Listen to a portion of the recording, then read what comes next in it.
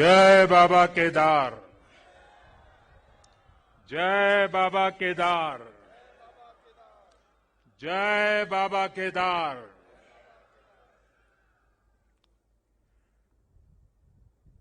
दैवीय आभा से सुसज्जित इस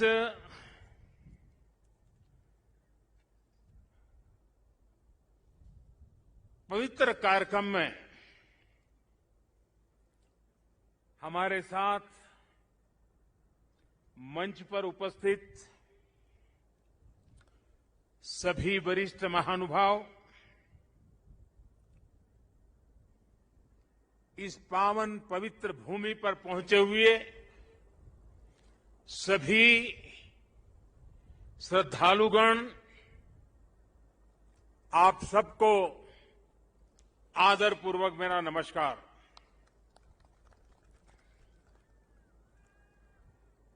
आज सभी मठों, सभी 12 ज्योतिर्लिंगों, अनेक शिवालय, अनेक शक्तिधाम, अनेक तीर्थ क्षेत्रों पर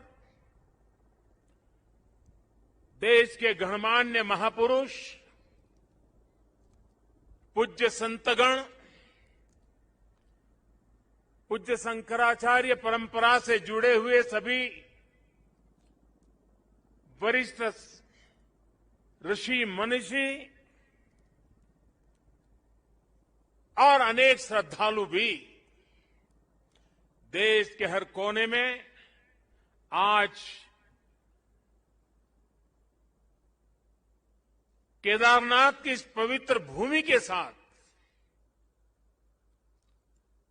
इस पवित्र माहौल के साथ सशरीर नहीं लेकिन आत्मिक रूप से वर्चुअल माध्यम से, टेक्नोलॉजी की मदद से वो वहां से हमें आशीर्वाद दे रहे हैं। आप सभी आदि शंकराचार्य जी की समाधि की पुनः स्थापना के साक्षी बन रहे हैं। ये भारत की आध्यात्मिक समृद्धि और व्यापकता का बहुत अलौकिक दृश्य है। हमारा देश तो इतना विशाल है,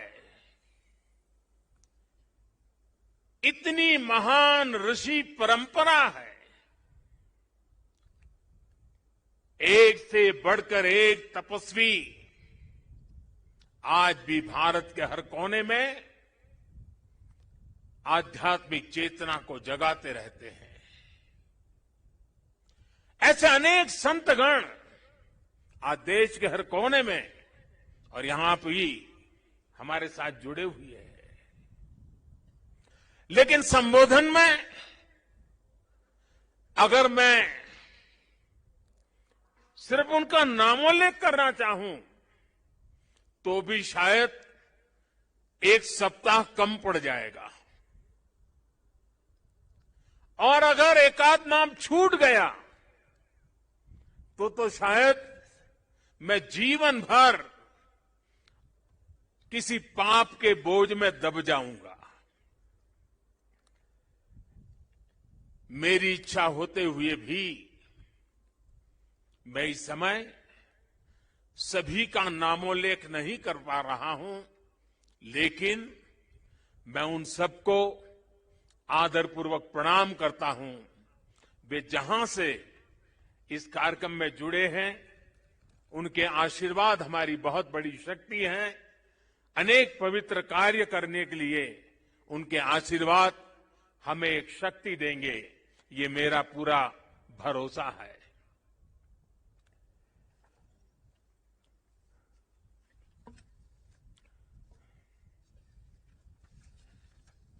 हमारे यहां कहा जाता है, आवाहनम न जानामि, न जानामि विसर्जनम,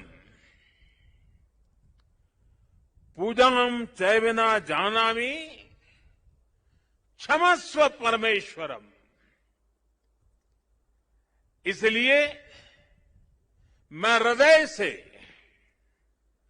ऐसे सभी व्यक्तियों से माफी मांगते हुए इस पुण्य अवसर पर देश के कोने कोने से जुड़े शंकराचार्य,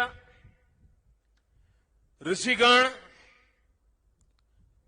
महान संत परंपरा के सभी अनुयायी, आप सबको यहीं से प्रणाम करके मैं आपका आशीर्वाद मांगता हूं।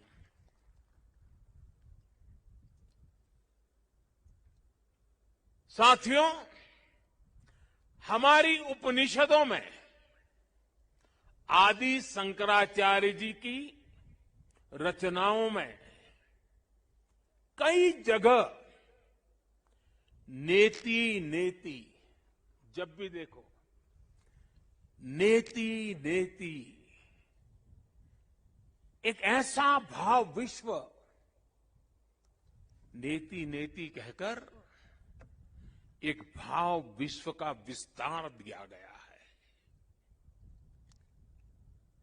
रामचरितमानस को भी अगर हम देखें तो उसमें भी इस बात को दोहराया गया है, अलग तरीके से कहा गया है। रामचरितमानस में कहा गया है कि अभिगत अकथ अपार, अभिगत अकथ अपार, नेति नेति नित निगम कह, नेति नेति नित निगम कह। अर्थात कुछ अनुभव इतने अलौकिक, इतने अनंत होते हैं कि उन्हें शब्दों से व्यक्त नहीं किया जा सकता। बाबा केदारनाथ की शरण में आकर जब भी आता हूं, यहां के कण कण से जुड़ जाता हूं। यहां की हवाएं, ये हिमालय की चोटियां, ये बाबा केदार का सानिध्य न जाने कैसी अनुभूति की तरफ खींच के ले चला जाता है, जिसके लिए मेरे पास शब्द है ही नहीं। दीपावली के पवित्र पर्व पर कल मैं सीमा पर अपने सैनिकों के साथ था और आज तो ये सैनिकों की भूमि पर हूं। मैंने त्योहारों की खुशियां मेरे देश के जवान वीर सैनिकों के साथ बांटी। देशवासियों का प्रेम का संदेश, देशवासियों की उनके प्रति श्रद्धा, देशवासियों के उनके आशीर्वाद, 130 करोड़ आशीर्वाद लेकर के मैं कल सेना के जवानों के बीच गया था। और आज मुझे गोवर्धन पूजा के दिन, और गुजरात के लोगों के लिए तो आज नया वर्ष है,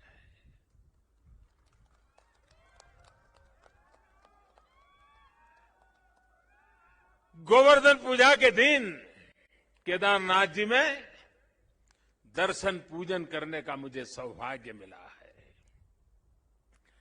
बाबा केदार के दर्शन के साथ ही अभी मैंने आदि शंकराचार्य जी की समाधि स्थान, वहां कुछ पल मैंने बिताए। एक दिव्य अनुभूति का वो पल था।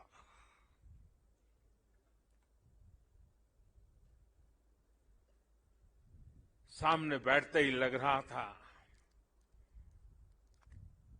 कि आदि शंकर की आंखों से वो तेज पुंज, वो प्रकाश पुंज प्रवाहित हो रहा है जो भव्य भारत का विश्वास जगा रहा है।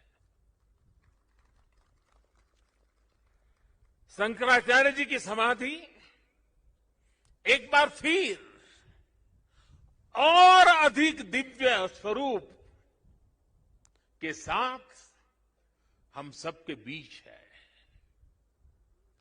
इसके साथ ही सरस्वती तट पर घाट का निर्माण भी हो चुका है और मंदाकिनी पर बने पुल से गरुड़ चट्टी उस मार्ग को भी सुगम कर दिया गया है। और गरुड़ चट्टी का तो मेरा विशेष नाता भी रहा है। यहां एक दो लोग हैं पुराने जो पहचान जाते हैं। मैंने आपके दर्शन किए, मुझे अच्छा लगा। साधु तो चलता भला, यानी पुराने लोग तो चले गए हैं। कुछ लोग इस स्थान को छोड़ के चले गए, कुछ लोग इस धरा को छोड़ करके चले गए। अब मंदाकिनी के किनारे बाढ़ से सुरक्षा के लिए जिस दीवार का निर्माण किया गया है, इससे श्रद्धालुओं की यात्रा अब और सुरक्षित होगी। तीर्थ पुरोहितों के लिए नए बने आवासों से उन्हें हर मौसम में सुविधा होगी। भगवान केदारनाथ की सेवा उनके लिए अब कुछ सरल होगी, कुछ आसान होगी। और मैंने तो पहले देखा है, कभी प्राकृतिक आपदा आ जाती थी तो यात्री यहां फंस जाते थे, तो इन पुरोहितों के घरों में ही एक एक कमरे में इतने लोग अपना समय बिताते थे। और मैं देखता था कि हमारे पुरोहित खुद बाहर ठंड में ठिठुरते थे, लेकिन अपने जो यजमान आते थे, जो अपने उनकी चिंता करते थे। मैंने सब देखा हुआ है, उनके भक्ति भाव को मैंने देखा हुआ है। अब उन मुसीबतों से उनको मुक्ति मिलने वाली है। साथियों, आज यहां यात्री सेवाओं और सुविधाओं से जुड़ी कई योजनाओं का शिलान्यास भी हुआ है। पर्यटक सुविधा केंद्र का निर्माण हो, यात्रियों की और इस इलाके के लोगों की सुविधा के लिए आधुनिक अस्पताल हो, सारी सुविधाओं वाला अस्पताल हो, रेंट सेंटर हो, ये सभी सुविधा श्रद्धालुओं की सेवा का माध्यम बनेगी। उनके तीर्थाटन को अब कष्ट से मुक्त, केदार से युक्त, जय भोले के चरणों में लीन होने का यात्रियों को एक सुखद अनुभव होगा। साथियों, बरसों पहले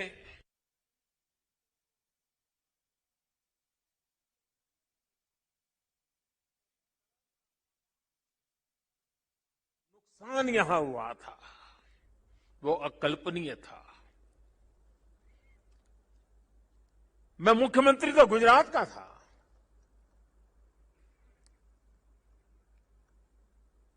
लेकिन मैं अपने आप को रोक नहीं पाया था। मैं यहां दौड़ा चला आया था। मैंने अपनी आंखों से उस तबाही को देखा था, उस दर्द को देखा था। जो लोग यहां आते थे वो सोचते थे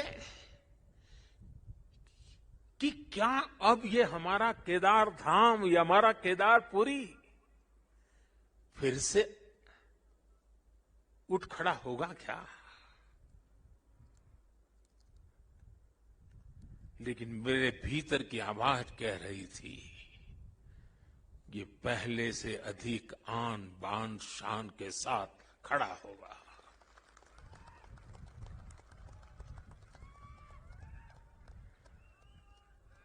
और ये मेरा विश्वास बाबा केदार के कारण था, आदि शंकर की साधना के कारण था, ऋषियों मुनियों की तपस्या के कारण था, लेकिन साथ साथ कच्छ के भूकंप के बाद कच्छ को खड़ा करने का मेरे पास अनुभव भी था। और इसलिए मेरा विश्वास था, और आज वो विश्वास अपनी आंखों से साकार हुआ देखना, इससे बड़ा जीवन का क्या संतोष हो सकता है।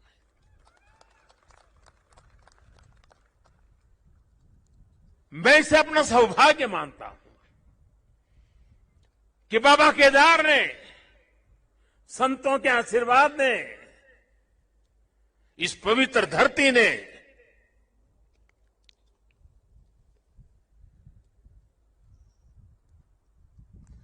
जिस मिट्टी ने, जिसकी हवाओं ने कभी मुझे पाला पोसा था, उसकी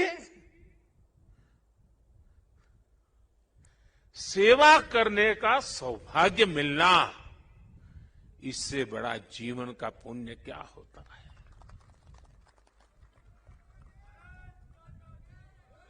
इस आदि भूमि पर शाश्वत के साथ आधुनिकता का ये मेल, विकास के ये काम भगवान शंकर की सहज कृपा का ही परिणाम है। ये ईश्वर नहीं क्रेडिट ले सकता, इंसान क्रेडिट नहीं ले सकता, ईश्वर कृपा ही इसकी हकदार है।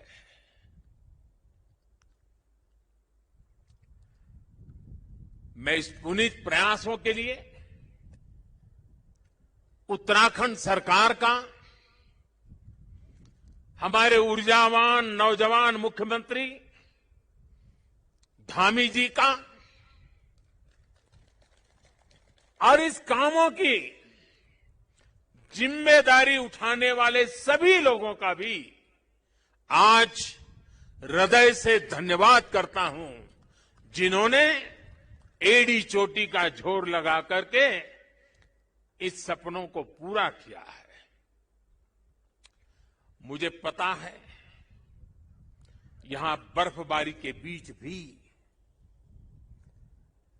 किस तरह, यानी पूरा साल भर काम करना मुश्किल है, यहां बहुत कम समय मिलता है, लेकिन बर्फबारी के बीच भी मेरे हमारे श्रमिक भाई बहन जो पहाड़ों के नहीं थे, बाहर से आए थे, वे ये ईश्वरीय कार्य मान करके बर्फ वर्षा के बीच भी, माइनस टेम्परेचर के बीच भी काम छोड़ करके जाते नहीं थे, काम करते रहते थे, तब जाकर के ये काम हो पाया है।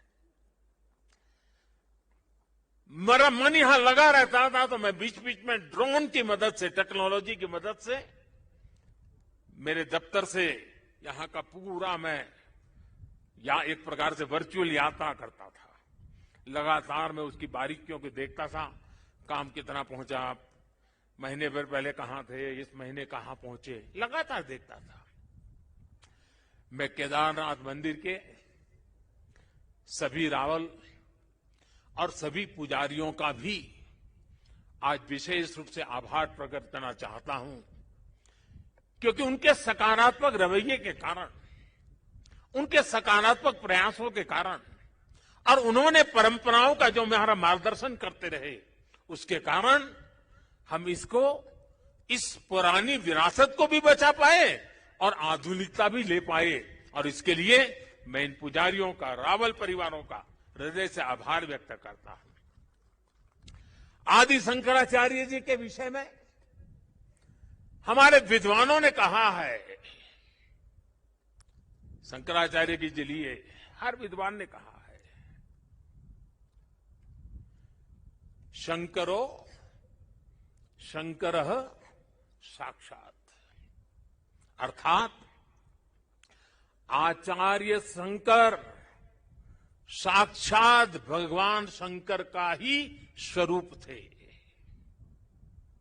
ये महिमा, ये देवत्व आप उनके जीवन के हर क्षण हम अनुभव कर सकते हैं। उसकी तरफ जरा नजर करें तो सारी स्मृतियां सामने आ जाती हैं। छोटी सी उम्र में, बालक उम्र में अद्भुत बोध,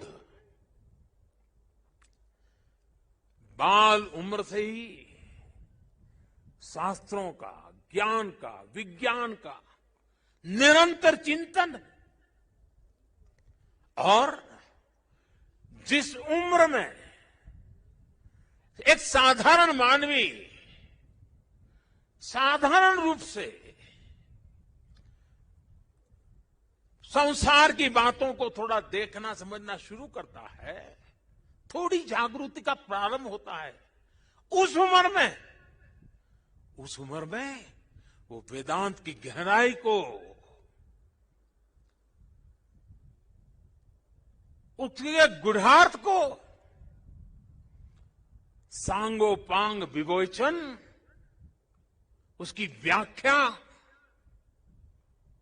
अविरत रूप से किया करते थे।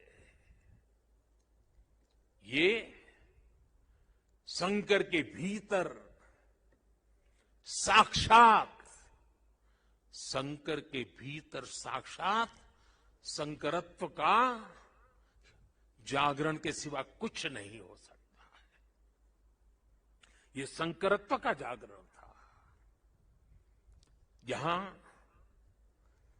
संस्कृत और वेदों के बड़े बड़े पंडित यहां भी बैठे हैं और वर्चुअली भी हमारे साथ जुड़े हैं। आप जानते हैं कि शंकर का संस्कृत में अर्थ बड़ा सरल है। शंकर का अर्थ संस्कृत में होता है शम करोति स शंकर, यानी जो कल्याण करे वही शंकर है। इस कल्याण को भी आचार्य शंकर ने प्रत्यक्ष प्रमाणित कर दिया था।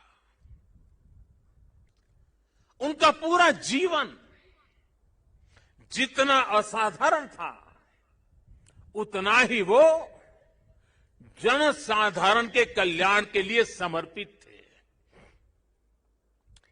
भारत और विश्व के कल्याण के लिए अहर्निश अपनी चेतना को समर्पित करते रहते थे। जब भारत राग द्वेष के भंवर में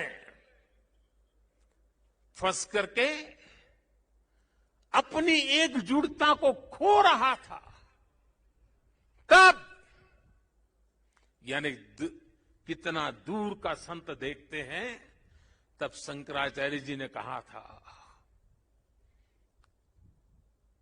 न मे द्वेष रागो, न मे द्वेष रागो, न मे लोभ मोह, मदो नैव मैं नैव मात्सर्य भाव। अर्थात राग द्वेष, लोभ मोह, ईर्ष्या, अहम, ये सब हमारा स्वभाव नहीं है।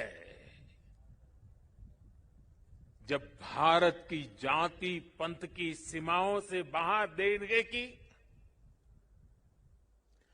शंकाओं आशंकाओं को ऊपर उठने की मानव जात को जरूरत थी, तब समाज में चेतना फूकी और आदि शंकर ने कहा न मे मृत्यु शंका न मे जाति भेद, यानी नाश विनाश की शंकाएं, जात पात के भेद से हमारी परंपरा का कोई लेना देना नहीं है, हिस्सा नहीं है। हम क्या है, हमारा दर्शन और विचार क्या है, ये बताने के लिए आदि शंकर ने कहा चिदानंद रूप शिवोहम शिवोहम, चिदानंद रूप शिवोहम शिवोहम। अर्थात आनंद स्वरूप शिव हम ही है। जीवत्व से ही शिवत्व है। और अद्वैत का सिद्धांत, कभी कभी अद्वैत के सिद्धांत को समझाने के लिए बड़े बड़े ग्रंथों की जरूरत पड़ती है। मैं तो इतना विद्वान नहीं हूं। मैं तो सरल भाषा में अपनी बात समझता हूं और मैं इतना ही कहता हूं, जहां द्वैत नहीं है वही तो अद्वैत है।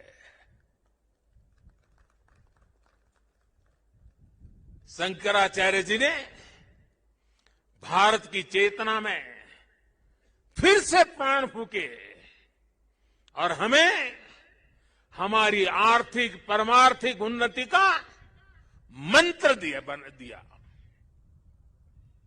उन्होंने कहा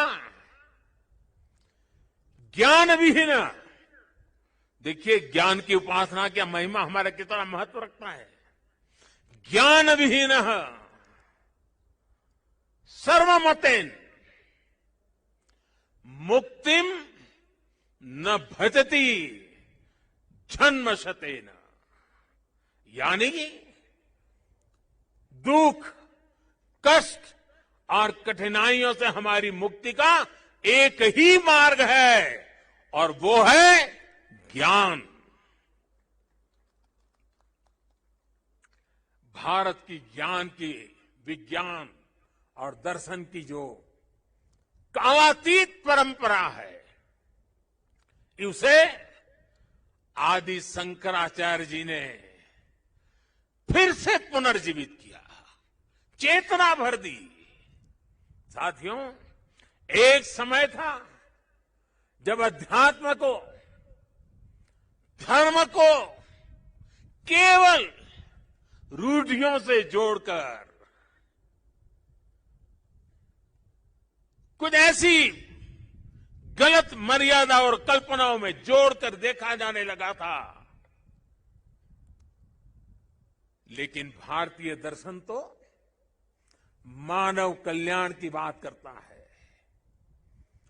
जीवन को पूर्णता के साथ, होलिस्टिक अप्रोच के साथ, होलिस्टिक वे में देखता है।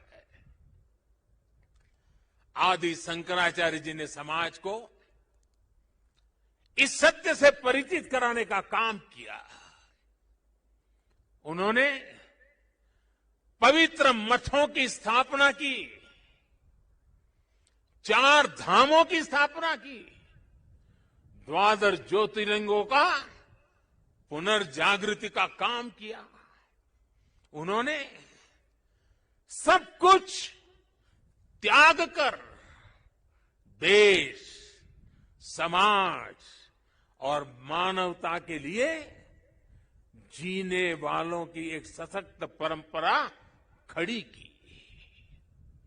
आज उनके अधिष्ठान भारत और भारतीयता का एक प्रकार से संबल, पहचान बने हुए हैं। हमारे लिए धर्म क्या है, धर्म और ज्ञान का संबंध क्या है, और इसीलिए तो कहा गया है अथा तो ब्रह्म जिज्ञासा, अथा तो ब्रह्म जिज्ञासा। इसका मंत्र देने वाली उपनिषदीय परंपरा क्या है, तो हमें पल प्रतिपल प्रश्न करना सिखाती है। और तभी तो बालक नचिकेता यम के दरबार में जाकर के यम की आंख में आंख मिला करके पूछ देता है, यम को पूछ देता है, व्हाट इज डेथ? मृत्यु क्या है बताओ? प्रश्न पूछना, ज्ञान अर्जित करना, अथा तो धर्म जिज्ञासा। हमारी इस विरासत को हमारे मठ हजारों सालों से जीवित रखे हुए हैं, उसे समृद्ध कर रहे हैं। संस्कृत हो, संस्कृत भाषा में वैदिक गणित जैसे विज्ञान हो, इस मठों ने, हमारे शंकराचार्य की इस परंपरा ने इन सब का संरक्षण कर पीढ़ी दर पीढ़ी मार्ग दिखाने का काम किया है। मैं समझता हूं आज के इस दौर में आदि शंकराचार्य जी का सिद्धांत और ज्यादा प्रासंगिक हो गए हैं। साथियों, हमारे यहां सदियों से 4 धाम यात्रा का महत्व रहा है। 12 ज्योतिर्लिंग के दर्शन की, शक्तिपीठों के दर्शन की, अष्टविनायक जी के दर्शन की, ये सारी यात्रा की परंपरा, ये तीर्थाटन हमारे यहां जीवन काल का हिस्सा माना गया है। ये तीर्थाटन हमारे लिए सिर्फ सैर सपाटा पर्यटन भर नहीं है, ये भारत को जोड़ने वाली, भारत का साक्षात कराने वाली एक जीवंत परंपरा है। हमारे यहां हर किसी को, कोई भी व्यक्ति होगा, उसकी इच्छा होती है कि जीवन में कम से कम एक बार 4 धाम जरूर हो लें, 12 ज्योतिर्लिंग का दर्शन जरूर कर ले, मां गंगा में एक बार डुबकी जरूर लगा दे। पहले हम घर में बच्चों को शुरू से ही सिखाते थे, परंपरा थी। बच्चों को घर में सिखाया जाता था, सौराष्ट्रे सोमनाथ च श्रीशैले मल्लिकार्जुनम, बचपन में सिखाया जाता था। 12 ज्योतिर्लिंग का ये मंत्र घर बैठे बैठे एक बृहत भारत का, विशाल भारत का हर दिन यात्रा करा देता था। बचपन से ही देश के इस अलग अलग हिस्सों से जुड़ाव एक सहज संस्कार बन जाता था। ये आस्था, ये विचार पूरब से पश्चिम तक, उत्तर से दक्षिण तक भारत की एक जीवित इकाई में बदल देता है। राष्ट्रीय एकता की ताकत को बढ़ाने वाला एक भारत श्रेष्ठ भारत का भव्य दर्शन सहज जीवन व्यवस्था का हिस्सा था। बाबा केदारनाथ के दर्शन करके हर श्रद्धालु एक नई ऊर्जा लेकर जाता है। साथियों, आदि शंकराचार्य की विरासत को, इस चिंतन का आज देश अपने लिए एक प्रेरणा के रूप में देखता है। अब हमारी संस्कृति के, हमारी इस विरासत को, आस्था के केंद्रों को इसी गौरव भाव से देखा जा रहा है जैसा देखा जाना चाहिए था। आज अयोध्या में भगवान श्री राम का भव्य मंदिर पूरे गौरव के साथ बन रहा है। अयोध्या को उसका गौरव सदियों के बाद वापस मिल रहा है। अभी 2 दिन पहले अयोध्या में दीपोत्सव का भव्य आयोजन और पूरी दुनिया ने उसे देखा है।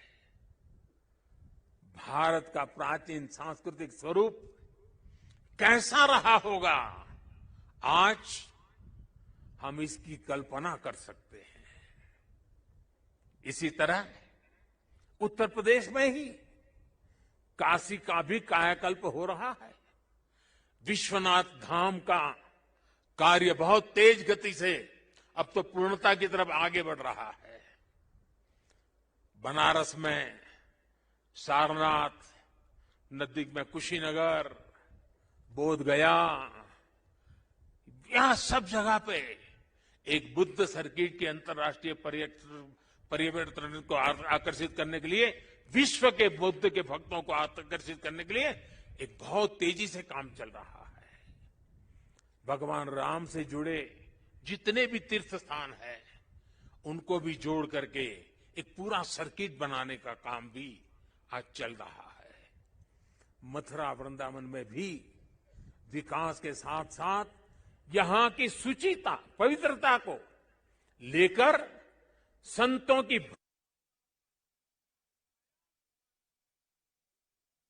आधुनिकता की तरफ मोड़ दिया जा रहा है।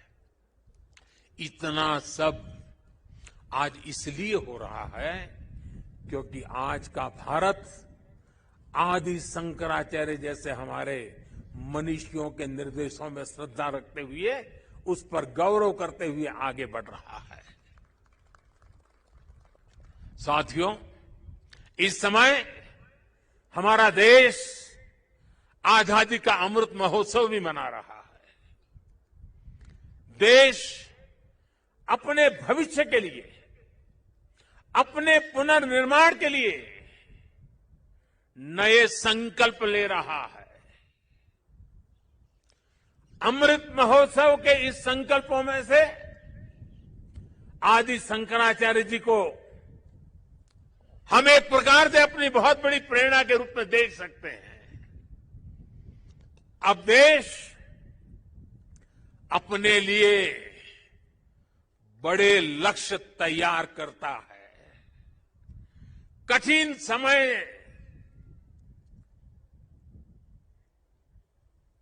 और सिर्फ समय नहीं, समय की सीमा भी हम निर्धारित करते हैं। तो कुछ लोग कहते हैं कि इतने कम समय में ये सब कैसे होगा। कभी कभी लोग ये भी कहते हैं, अरे यार होगा भी कि नहीं होगा। और तब मेरे भीतर से एक ही आवाज आती है, 130 करोड़ देशवासियों की आवाज मुझे सुनाई देती है और मेरे मुंह से यही निकलता है, एक ही बात निकलती है, समय के दायरे में बंधकर भयभीत होना अब भारत को मंजूर नहीं है। आप देखिए, आदि शंकराचार्य जी को छोटी सी आयु थी, घर बार परिवार छोड़ दिया, सन्यासी बन गए। कहां केरल का कालड़ी और कहां केदार, कहां से कहां चल पड़े, सन्यासी बने। बहुत ही कम आयु में इस पवित्र भूमि में उनका शरीर इस धरती से विलीन हो गया। अपने इतने कम समय में उन्होंने भारत के भूगोल को चैतन्य कर दिया, भारत के लिए नया भविष्य गढ़ दिया। उन्होंने जो ऊर्जा प्रज्वलित की, वो आज भी भारत गतिमान बनाए हुए है। आने वाले हजारों साल तक ये गतिमान बनाए रखेगी। इसी तरह स्वामी विवेकानंद जी को देखिए, स्वाधीनता संग्राम में अनेक सेनानियों को देखिए। ऐसी कितनी ही महान आत्माएं, महान विभूतियां इस धरती पर आकर यहां प्रकट हुई, जिन्होंने समय की सीमाओं का उल्लंघन कर छोटे से कालखंड में कई कई युगों को गढ़ दिया। ये भारत इन महान विभूतियों की प्रेरणाओं पर चलता है। हम शाश्वत को एक प्रकार से स्वीकार करते हुए हम क्रियाशीलता पर विश्वास करने वाले लोग हैं। इसी आत्मविश्वास को लेकर देश आज इस अमृत काल में आगे बढ़ रहा है। और ऐसे समय में मैं देशवासियों से एक और आग्रह करना चाहता हूं। स्वाधीनता संग्राम से जुड़े ऐतिहासिक स्थानों को देखने के साथ साथ ऐसे पवित्र स्थानों को भी ज्यादा से ज्यादा जाएं, नई पीढ़ी को लेकर के जाएं, परिचित कराएं, मां भारती का साक्षात्कार करें, हजारों साल की महान परंपरा की चेतना को अनुभूति करें। आजादी के अमृत काल में स्वतंत्रता आजादी का ये भी एक महोत्सव हो सकता है। हर हिंदुस्तानी के दिल में, हिंदुस्तान के हर कोने कोने में, हर कंकर कंकर में शंकर का भाव जग सकता है। और इसलिए निकल पड़ने का ये समय है। जिन्होंने गुलामी के सैकड़ों वर्षों के कालखंड में हमारी आस्था को बांध करके रखा, हमारी आस्था को कभी खरोच तक नहीं आने दी। गुलामी के कालखंड में ये छोटी सेवा नहीं थी। क्या आजादी के कालखंड में उस महान सेवा को उसको पूजना, उस पर तर्पण करना, वहां तप करना, साधना करना, क्या हिंदुस्तानी का नागरिक का कर्तव्य नहीं है? और इसलिए मैं कहता हूं, एक नागरिक के तौर पर हमें इन पवित्र स्थानों को भी दर्शन करने के लिए जाना चाहिए। उन स्थानों की महिमा को जानना चाहिए। साथियों, देवभूमि के प्रति असीम श्रद्धा रखते हुए, यहां की असीम संभावनाओं पर विश्वास करते हुए आज उत्तराखंड की सरकार यहां विकास के महायज्ञ से जुड़ी है, पूरी ताकत से जुड़ी है। 4 धाम सड़क परियोजना पर तेजी से काम हो रहा है। चारों धाम हाईवे से जुड़ रहे हैं। भविष्य में यहां केदारनाथ जी तक श्रद्धालु केवल कार के जरिए आ सके, इससे जुड़ी प्रक्रिया भी शुरू हो गई है। यहां पास में हो पवित्र हेमकुंड साहब जी हैं। हेमकुंड साहब जी के दर्शन आसान हो इसके लिए वहां भी रोपवे बनाने की दिशा में तैयारियां चल रही हैं। इसके अलावा ऋषिकेश और कर्णप्रयाग को रेल से भी जोड़ने का प्रयास हो रहा है। अभी मुख्यमंत्री जी कहते थे पहाड़ के लोगों को तो रेल देखना भी दुष्कर होता है। अब रेल पहुंच रही है। दिल्ली देहरादून हाईवे ये बनने के बाद देहरादून से दिल्ली आने वालों के लिए समय और कम हो जाने वाला है। इस सब कामों को उत्तराखंड के पर्यटन को बहुत बड़ा लाभ मिलने वाला है। और मेरे शब्द उत्तराखंड के लोग लिख करके रखे। जिस तेज गति से इंफ्रास्ट्रक्चर बन रहा है, पिछले 100 साल में जितने यात्री यहां आए हैं ना, आने वाले 10 साल में उससे भी ज्यादा आने वाले हैं। आप कल्पना कर सकते हैं यहां की अर्थव्यवस्था को कितनी बड़ी ताकत मिलने वाली है। 21वीं शताब्दी का ये तीसरा दशक, ये उत्तराखंड का दशक है। मेरे शब्द लिख के रखिए, मैं पवित्र धरती पर से बोल रहा हूं। हाल के दिनों में हमने सभी ने देखा है कि किस किस तरह चार धाम यात्रा आने वाले श्रद्धालुओं की संख्या लगातार रिकॉर्ड तोड़ रही है। और ये कोविड न होता तो न जाने ये संख्या कहां से कहां पहुंच गई होती। उत्तराखंड में मुझे ये भी बहुत खुशी हो रही है, खासकर मेरी माताएं बहनें, और पहाड़ में तो माताओं बहनों की ताकत का एक अलग ही सामर्थ्य होता है। जिस प्रकार से उत्तराखंड के छोटे छोटे स्थानों पर प्रकृति की गोद में होम स्टे का नेटवर्क बन रहा है, सैकड़ों होम स्टे बन रहे हैं। माताएं बहनें और लोग भी जो यात्री आते हैं वे भी होम स्टे को पसंद करने लगे हैं।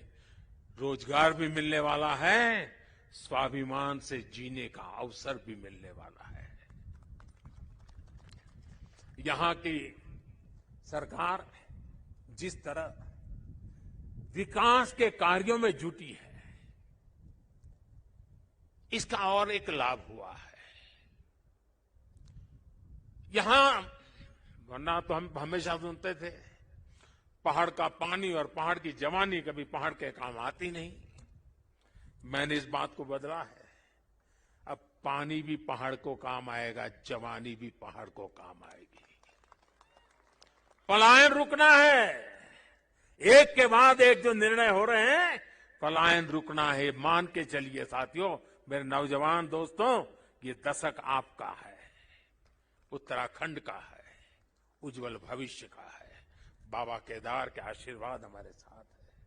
ये देवभूमि, मातृभूमि की रक्षा करने वाले अनेकों वीर बेटे बेटियों की ये जन्मस्थली भी है। यहां का कोई घर, कोई गांव ऐसा नहीं है जहां पराक्रम की कोई गाथा का परिचय न हो।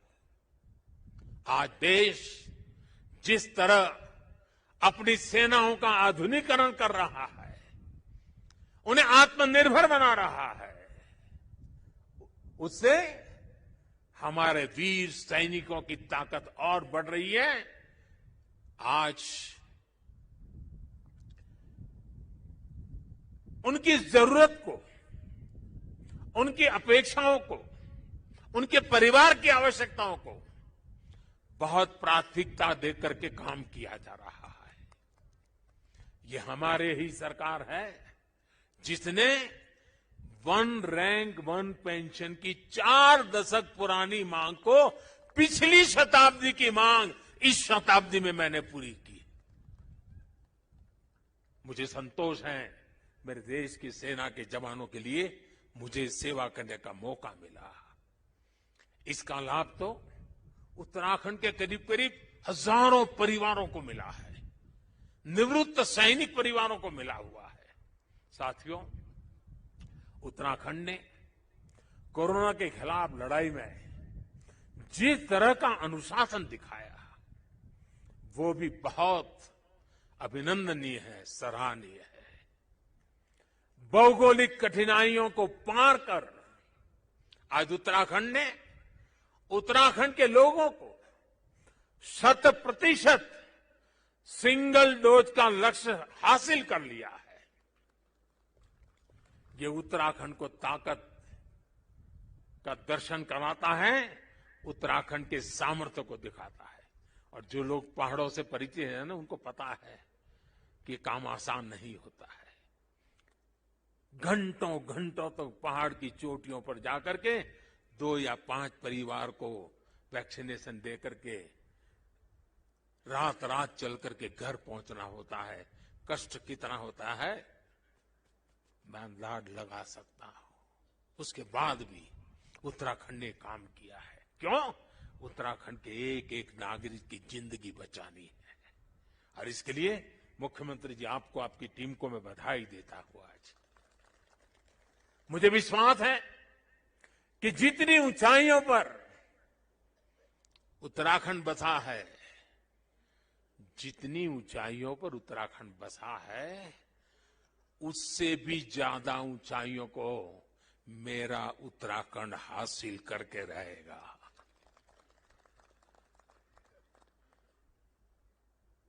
बाबा केदार की भूमि से, आप सबके आशीर्वाद से, देश के कोने कोने से संतों के, महंतों के, ऋषियों के, मुनियों के, आचार्यों के आशीर्वाद के साथ आज इस पवित्र धरती से अनेक संकल्पों के साथ हम आगे बढ़े। आजादी के अमृत महोत्सव में देश को नई ऊंचाई पर ले जाने का संकल्प हर कोई करे। दिवाली के बाद एक नया उमंग, नया प्रकाश, नई ऊर्जा हमें नया करने की ताकत दें।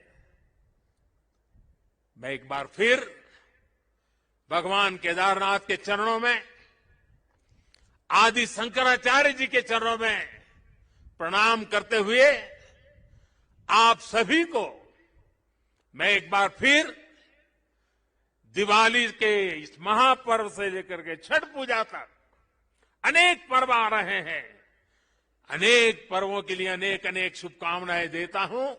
मेरे साथ प्यार से बोलिए, भक्ति से बोलिए, जी भर करके बोलिए, जय केदार, जय केदार, जय केदार। धन्यवाद।